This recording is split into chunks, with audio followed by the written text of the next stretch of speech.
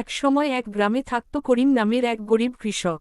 তার ছিল ছোট্ট একটা কাঁচা ঘর, সামান্য জমি আর সংসারে ছিল তার স্ত্রী রেখা ও একমাত্র ছেলে রাহুল। টাকা পয়সা ছিল না, কিন্তু তিনজনেই খুব পরিশ্রমী ও সৎ ছিল।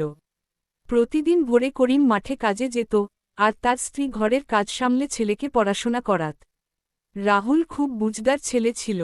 সে জানত তার বাবার কষ্টেই সংসার চলে, তাই কখনো আবদার করত না, বরং সুযোগ পেলেই বাবার সাথে মাঠে গিয়ে সাহায্য করত। এক বছর ভয়ানক খরা পড়ল। মাঠে ফসল হল না, জমি ফেটে চৌচির। ঘরে খাবারও শেষ হতে শুরু করল।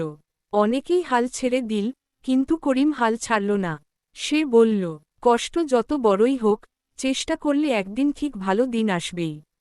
রেখা তাকে সাহস দিল, আর রাহুল প্রতিদিন বাবার পাশে দাঁড়াল। তারা তিনজন মিলে বৃষ্টির আশায় জমি পরিষ্কার করল, বাঁধ ঠিক করল, নতুন করে বীজ বপনের ব্যবস্থা করল। গ্রামবাসী হাসত, এত কষ্ট করে লাভ কি? কিন্তু তারা থামেনি। অবশেষে একদিন কালো মেঘ জমল আকাশে। শুরু হল ঝুম বৃষ্টি। কয়েকদিন পর জমিতে সবুজ চারা দুলতে লাগল। ধীরে ধীরে সেই ফসলই হয়ে গেল গ্রামের সেরা ফসল।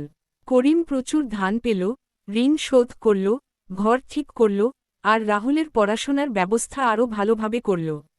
গ্রামের লোকেরা তখন বলল, ধন দৌলত নয়, পরিবার, পরিশ্রম আর আশা থাকলে মানুষ কখনো হারায় না।